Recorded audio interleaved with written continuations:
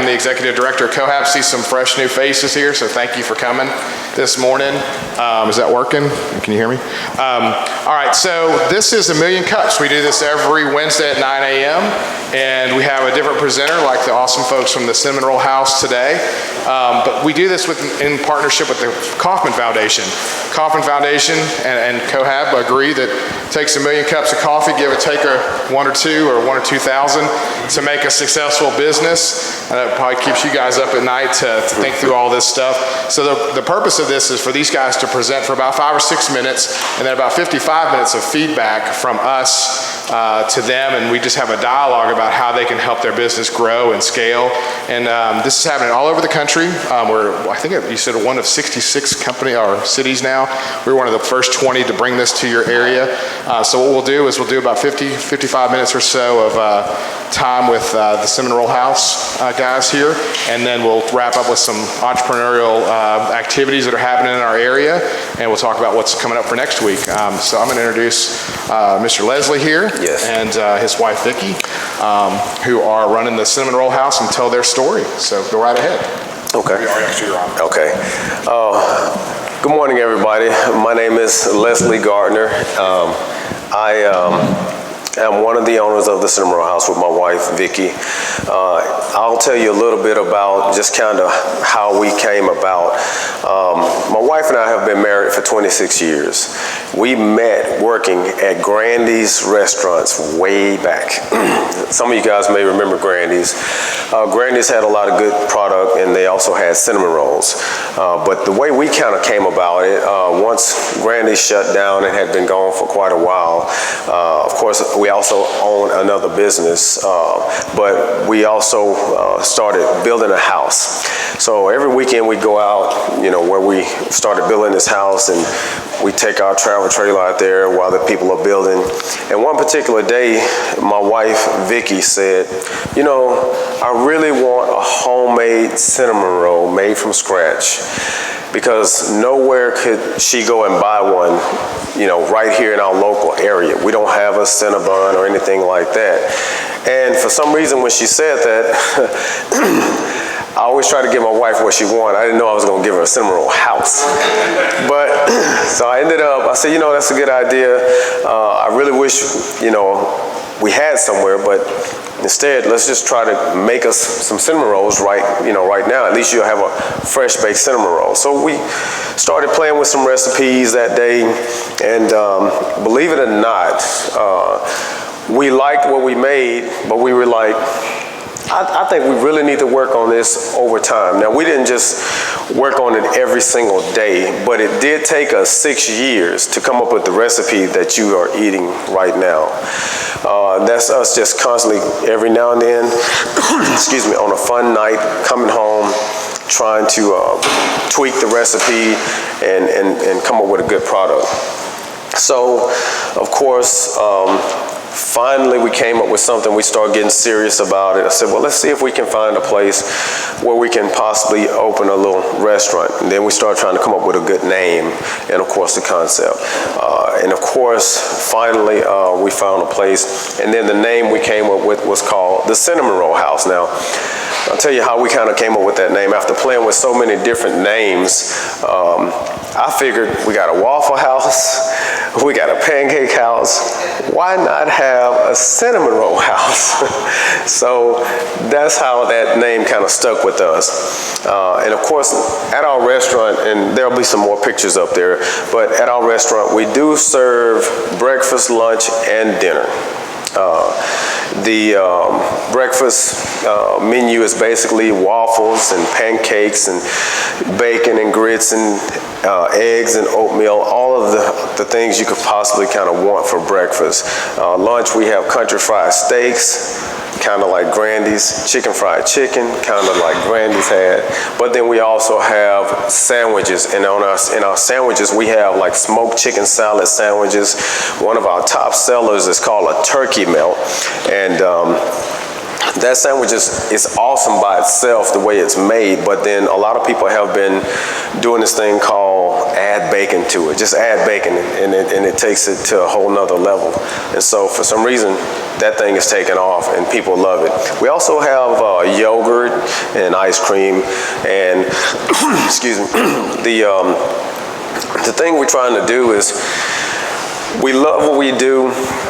We feel like, you know, the cinnamon roll product is really a great product. I mean, I really had to love it, and I know everybody has different tastes, but we wanted something that wasn't too dry, something that wasn't too gooey, but yet had a good texture, a great flavor, and something that we feel like the majority of the people would love. Thank you. But so, you know, again, my wife and I just started pouring, you know, a lot of things into this restaurant, and so far it's been great. Now, the only thing that kind of hurts us is location, and we're working on that. Vicky, yeah, my wife and I, so here's something that we just started talking about a bit. Since we went to the startup program, we've decided that we would love to do cinnamon rolls to where we could get these things retail, but also in the different stores, in the frozen sections. Because one thing about a lot of things, and I'm not here to bash anybody else's product, because there's a lot of great products out there, but you can buy a lot of things, a lot of cinnamon rolls, but they just don't taste like they just was made from scratch, the way we make them every single day, all day long at the restaurant. But we want to be able to take our product and at least have it delivered, even if it's in frozen places, because the procedure is, with these cinnamon rolls, it has to go through a proofing process. They have to proof rise and then to be baked fresh. And whenever you do that product like that, the time you put in something like that, for some reason, with all of the ingredients, make that product really worth doing. And if we can make it to where it's easy for you to go into a store, buy our product, take it home, set it out to proof for about an hour, and then bake them for your relatives or for holidays, I mean, not because we sell them, we want to, you know, make a living off of them, but because we just know good food and really want to make sure that everybody else could have access to something that good, that fresh, and to share it with your friends, because who don't love good food? I had a guy tell me, he said, America's addicted to sugar, feed them what they want. But I am addicted to sugar and fresh baked goods. At this point, I was just going to see did anybody have any questions that they want to ask at the moment. All right, so if you don't mind, just if you have a question, let me know, and use the microphone so we can capture the audio for the video so that they can go back and see all the questions and maybe learn from some of the things. Welcome to Million Cups. Thank you. You mentioned Grandy's a couple times. So Yes. Why did Grandy's close down in Shreveport? Okay, I was just telling some guys earlier, unfortunately, we live in the real world, and sometimes, you know, things happen. Grandy's eventually got bought out by, you know, bigger corporation, and then, of course, sometimes what they do is they come in and they kind of squeeze what they can out of it, and then they take off and sell it to somebody else. So it got passed through several hands. In the end, it was bought by a group of people who they simplified some things, but they were lacking in other categories. Some of those categories are going to be like customer service, cleanliness, you know, and I'm just a fanatic for cleanliness. I mean, little things make a big difference to me, and to them, it just didn't. You know, if I come into my restaurant, I don't know, I'm paying attention to ceiling fans and vents, and of course, every single detail matters. And so for the other group of people that we were working for that owned Grandy's at the time, those things didn't really matter, and sometimes they didn't even care if the grass was cut out front, and that just kind of would drive me nuts as one of the managers. So eventually Grandy's faded away, and I was gone 7 years before that happened, because I kind of felt like it was going to happen, so that hurt them. I guess maybe I missed it. Where are you located at right now? Yes, I'm sorry. We're located on Mansfield Road. If anybody's familiar with Big Lots, we're in the same shopping center that Big Lots is in. We're not on the main strip, which we would love to be, but weren't able to find a location at the time that would put us on the main strip. But we're right on Mansfield Road. If you know where Partners Barbecue is and you know where Cool Smiles, we're right next door to Cool Smiles. It's an Exxon on the corner, and we're directly behind that Exxon station. And one other thing I see, I guess you tagged up with Community Coffee? Yeah, we did. And here's the thing. So if anybody works for Community, don't be mad at me. I'm not a huge Community Coffee fan. I do like Community Coffee. I love coffee anyway. But I was trying to find a coffee that the majority of the people was familiar with and liked. And so Community was a great name and a lot of people liked it. So that's how we ended up tagging up with them. It is good coffee. Thank you. Thank you. So you'd said that you're also doing a full restaurant. Why did y'all choose to go with a full restaurant as well as the cinnamon roll house concept instead of just sticking with just the cinnamon roll concept? Well, in the area where we are located at, I didn't feel like just doing cinnamon rolls would be as good of an idea. But another thing is there was a restaurant there before us, and they sold strictly, I think, yogurt and sandwiches. And so I noticed that when we were in there in the buildings, we started tearing everything out and redoing the building. A lot of people would come up and pull on that door. And so every time that would happen, I'd say, catch that person, because the door was locked. We catch them and say, what were you coming to get? And they said, they like the Humphrey, because this was a counterculture. It was a counterculture, so they liked the Humphrey. And so I said, Humphrey, okay. So finally I said, you know what? A lot of people come in either for sandwiches or yogurts and things like that. I said, let's at least try to give some of those customers that were used to getting those products here something very similar to that. So we decided to go with some sandwiches, and of course we invested in a yogurt machine. One thing they didn't have was a soft serve machine, and I was just kind of being spoiled and put that in there for myself. so people like soft serve ice cream as well. So if y'all either move or add another location, another part of the city, are you going to continue with the restaurant concept or maybe boil it down to more focused on the cinnamon rolls? Well, I think the things that we probably still would do would definitely be the sandwiches, because you'd have to come and try one of our sandwiches to really understand why, because the bread and everything is so fresh, the products are so fresh and good that, people they'll travel to just come and get those sandwiches. And then, of course, the yogurt thing, I think it's fun to have something like that in there for people that's just driving by on a hot day and say, you know what, I want some yogurt. And so I would definitely probably keep it just kind of like that if we move into a different location.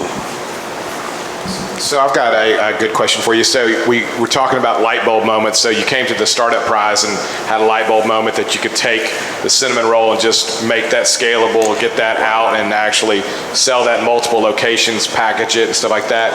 So let's talk about that, and let's talk about like the cost of goods for okay, so what do you sell that cinnamon roll that's behind us right there? Okay, that's a classic. That is the classic cinnamon roll. The one that you're eating is called a gourmet. The classic cinnamon roll we're selling right now at about $2.50 plus tax. I'm sorry, we just changed some prices. So that was $2.99. Okay. And the gourmet is $3.50. The gourmet is $3.50. The reason the gourmet has the pecans and it has the caramel and all those things that's in that cinnamon roll. Now the classic has everything except for the pecans on it. And the pecans make a big difference, but another thing we do is we try to take things to the next level, even in the pecans, because we roast our pecans right there fresh every day, all day. And pecans are good, but when you roast them it just takes them to a totally different level. So you got two price, about $3 and $3.50, right? Right. So cost of goods for that is, probably cinnamon rolls are pretty cheap to make, right? They're pretty cheap, but when you're making it with real butter and Okay. The all the ingredients. all the quality ingredients that go in the cinnamon roll, I think we came up with the cost of each cinnamon roll costing somewhere close to about $1, $1.50 at the most, depending on what else we add to it. Okay, because that's what we learned from having a kitchen here, was the cost of goods have got to be below 30%. Right. For you guys, so it needs to be below $1 so that you guys can make your profits and stuff like that. Exactly. So I would definitely ask you to try to maybe work on getting that exact. And, Right. And buying in bulk. Are y'all using wholesale suppliers for this? Yes, stuff? we're basically ordering from Benny Keats. It's Gotcha. a big company. Of course, we get everything in bulk, and unless we're just running low on something, they have to run grab it.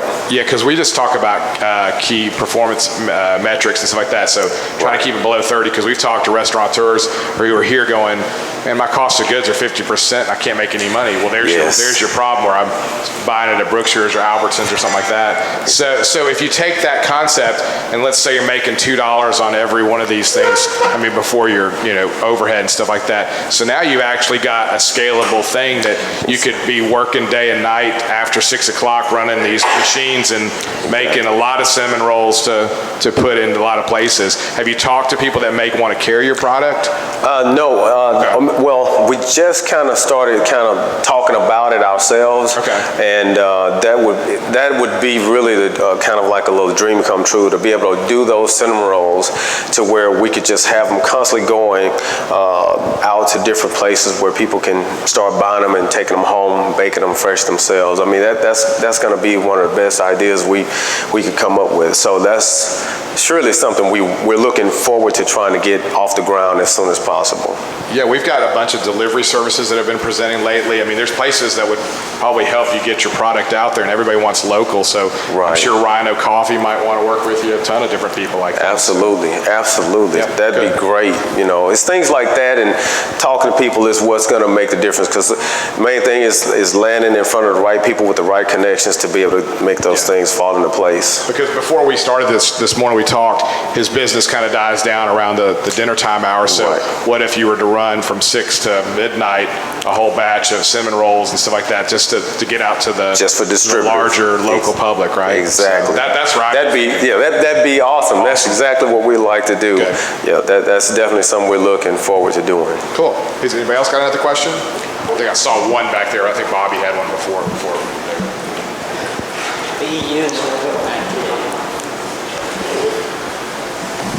Thank you. This is Bobby with Underdog Apparel. What seems to be your major obstacle for making that dream come true? What's preventing you from doing the cinnamon rolls so they could be taken home and baked? It's really just knowing who to contact, who's really local that we can actually get in contact, sit down with them, let them direct us into what we need to do to make that happen. That's really what it is. It's communicating with the right people to get that done.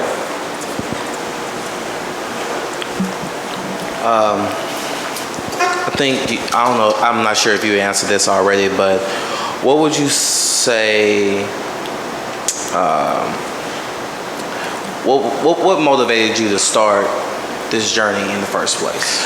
Well, honestly, my wife. Wanting that cinnamon roll and nowhere in town she could get that cinnamon roll, that motivated me. When I stopped working for Grandy's, and I worked for Grandy's for 17 and a half years, and just to be honest with you, I started working for Grandy's in high school. I was called the so-called maintenance guy. At the age of 15, I would come in and scrub all spots and parking lots and stuff like that. But I worked my way all the way up through the kitchen. So I got a chance to see, kind of how the kitchen runs. And then, of course, they kept promoting me to management positions. And so I got to see the whole thing about how the restaurant runs. From the from scrubbing an oil spot in the dumpster areas to becoming the general manager and having to know how to do inventory and all that. I knew all the headaches and all the stressful parts of running a restaurant, but I remembered the fun things that I liked about the restaurants. And so when we started talking about it, I thought, you know, it'll probably be fun to get back into the restaurant business and start selling some good products. And her wanting that cinnamon roll, and there was nowhere I could go and get that, something like that here locally. I said, let's start working on this idea and getting it off the ground. So that's what basically motivated me. One more question. In your opinion, what would be the best advice that you can give someone like me who is thinking about taking a product that I have and putting it out there and just trying to get it off the ground and hopefully one day get to a level of having my own business?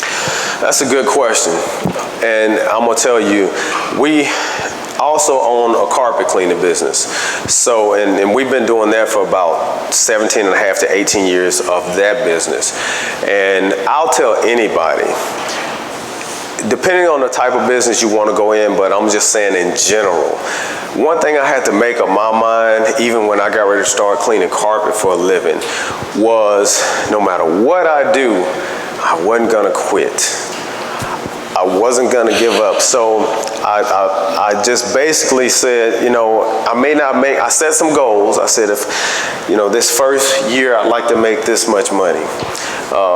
And of course, prepare yourself, at least have a little something to start with, because you don't know how it's gonna work out. But don't set your goals so high that there's a difference between something you feel like you can reach and then you're just kind of dreaming.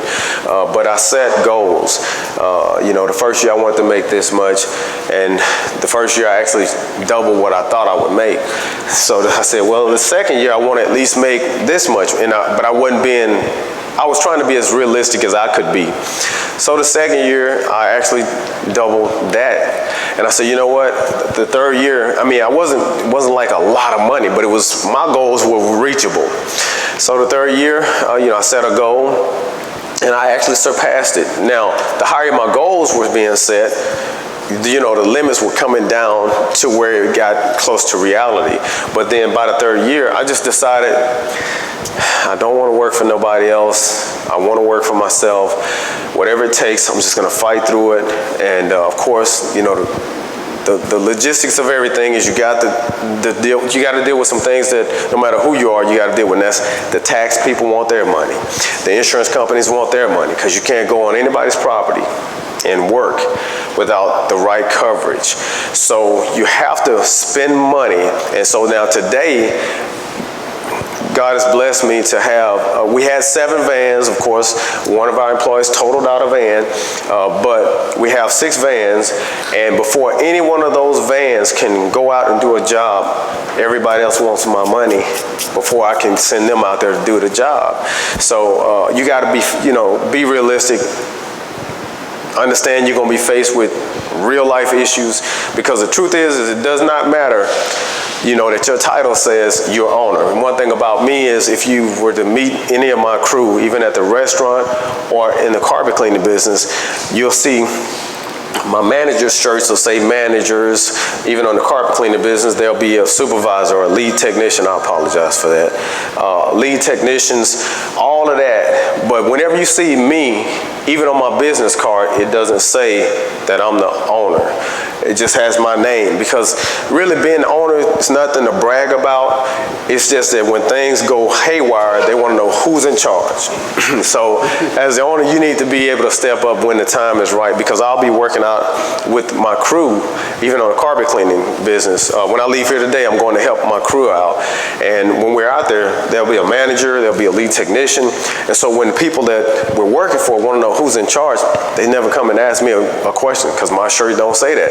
I'm blended in, and I'm working with my employees, because nothing is more important to me than making sure my customers are happy. That's what's really important. Now, if it gets down to it and the manager can't handle it, the supervisor can't handle it, then I'll come out of the dark and I'll say, hey, I'll be the guy that's responsible for taking care of any problems beyond that. But I don't go around going, yeah, I'm the boss, I'm not gonna do anything, because, that's not it. That doesn't make you an owner. What makes you an owner is getting in there and working your tail off, and making sure your customers are happy.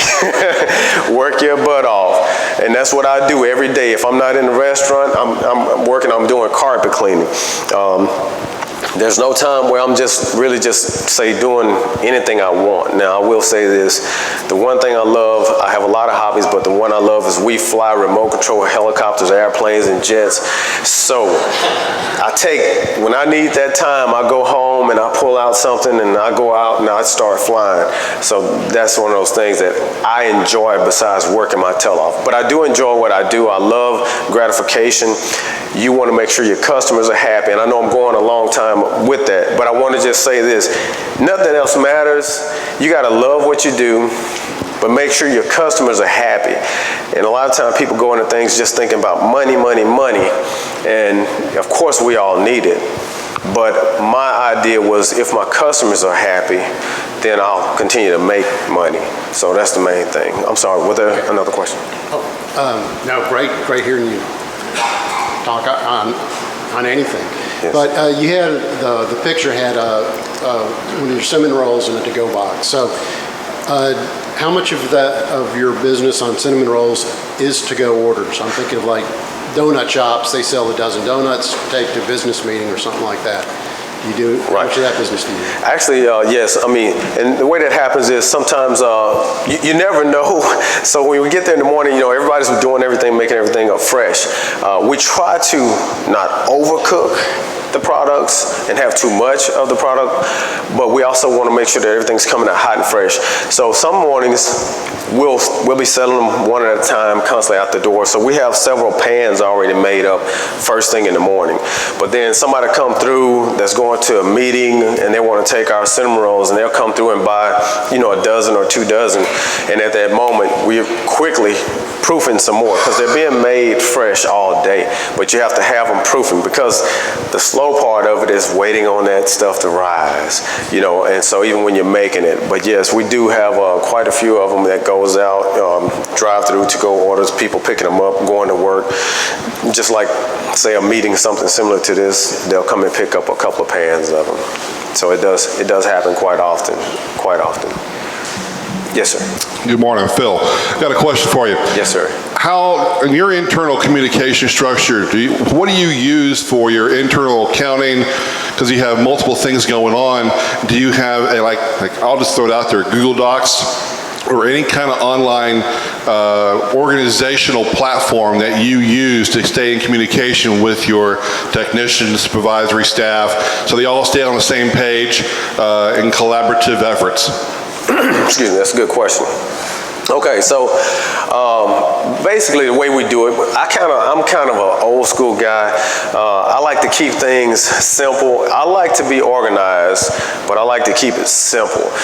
One thing we do now, believe it or not, I have a nephew that works for me in the carpet cleaning business. He manages the carpet cleaning business for us. But here's the unbelievable part. He has no arms.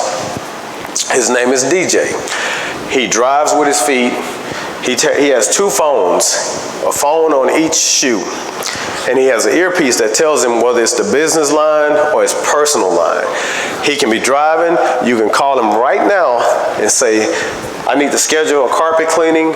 He's gonna pull over, and as soon as he pulls over, instantly he's gonna start taking your information. And he'll sit there in the van, texting all your information as you're talking to him. He's typing it with his toes that quickly. He can out-type me, he can out-text me. And so what he does, at the very moment you text it to him or talk to him, he's texting it to himself, he sends it to the other phone. So when he gets home, he takes out the appointment books, and he'll sit there and take each thing that he scheduled for you or any customer in the phone and put it in paper. Then he takes that and he starts organizing it for the crew. And then he makes a schedule every night. And when you come in and meet the crew at our restaurant, the Cinnamon Roll House, we meet there every morning at 7:45. You'll see DJ come out the van with a backpack on his shoulder, and he'll come into the restaurant, set the backpack down off of his shoulder, unzip it with his feet, pull out the schedule, pass it around to each technician. So we have a daily schedule that's already made. They know exactly where they're going. Each technician knows where he's going for that day. The only thing that happens throughout the day is we'll get an add-on. An add-on comes through, they call DJ, he answers the phone, Gardner's Carpet Cleaning, this is DJ. We have an emergency flood or water extraction. DJ takes that information and texts it directly to the technician. If the technician doesn't respond within 10 minutes, he calls them. And if that, for some reason they're running equipment and don't hear it, one thing for sure is they'll check their phone before they leave that property. That is on the carpet cleaning side of it. DJ is a hero.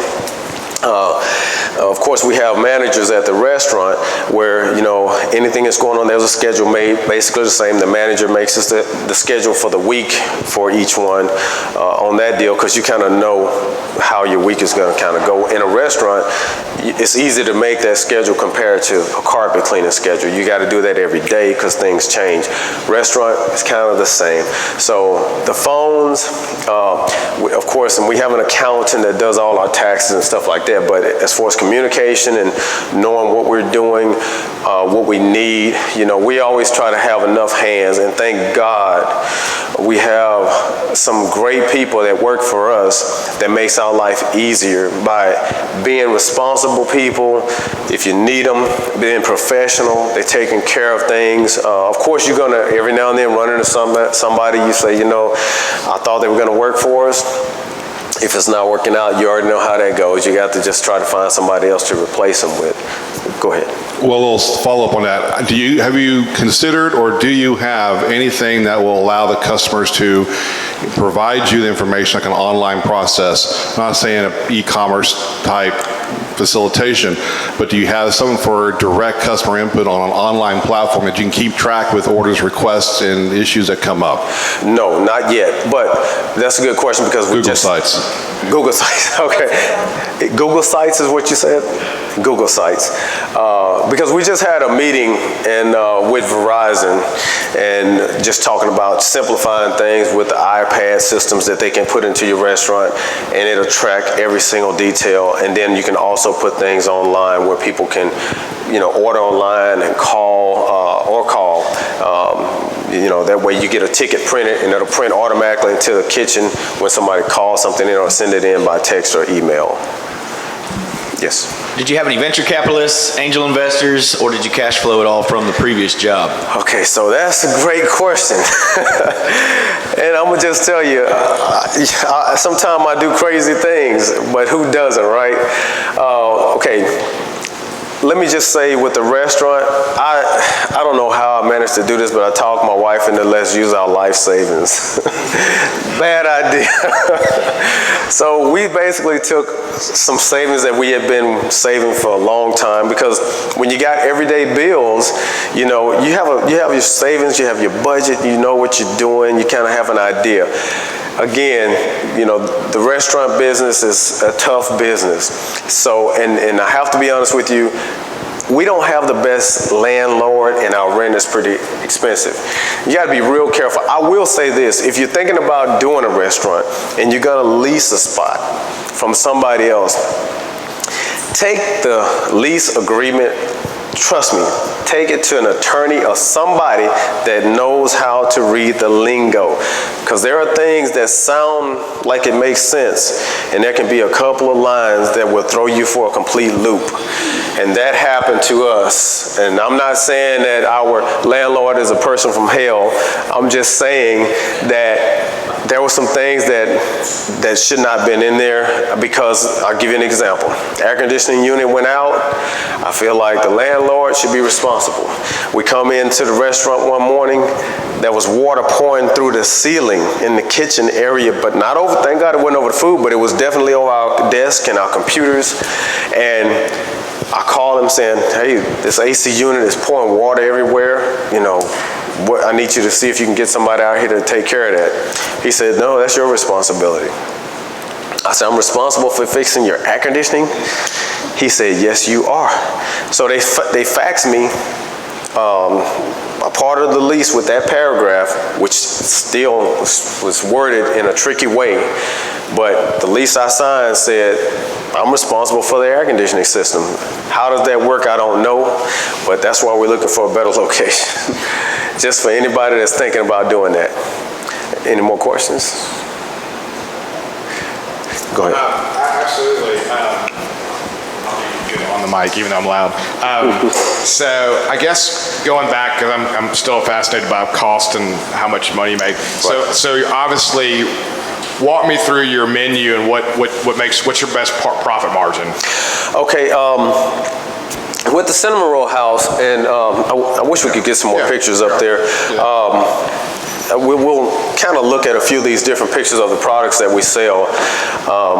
Just like anything, again, you got to try to be able to make a profit off of your product. But again, you got to remember, you got to pay rent, you got to pay electric bills, you got to pay your water bills, all the other bills that come along with it. So when you're coming up with the concept like we did, we have, like, you know, all these different products, and there's a page where you'll see a bunch of the product. But we have good food now. Cost-wise, everything costs to make the product, of course, and people don't think about things like, you know, you're running 2 huge ovens all day. That's pulling a lot of power. But the product, it can definitely make good profit. Now, there have been days when the restaurant is just packed. I mean, really, there's a really standing room only. And so on those days, with everything that we sell and we're tracking everything, the best sellers are going to be things like the turkey melt sandwiches. Of course, the cinnamon rolls, it's kind of like they're going to sell. I mean, because we'll make those and sometimes we'll run out and still have to keep going. But cinnamon rolls are going to sell. All of our sandwiches sell. That thing there is called a BET. The BET, we kind of even took the concept that we had working for Grandy's. That's a great sandwich. It's on a wheat bun. Yeah, of course, it's bacon, egg, and tomato, and it has mayo on it. And it may not sound like it's as good as it is, but I promise you, the moment you taste that sandwich, it's just an awesome sandwich to eat. And that's a breakfast item, so it sells quite a bit. There's a couple other pictures if we can scan through. Let's keep going. Okay, that right there, that's a country fried steak. The country fried steak dinners, you know, that product there sells great because, again, that's something that people are familiar with in that area. Because where we're located, there was a Grandy's that we started working at just not even 200-300 yards away from where it used to be. So the people that's been in that area a long time, they love the fact that we started carrying these type of dinners. The country fried steak, I know when I say we just changed some prices a little bit, we just did that like last Monday. What is the price, Vicky, on the? It's $8.99. The country fried, yes, for the whole meal. You get that meal for $8.99, and of course, it's fresh. Now,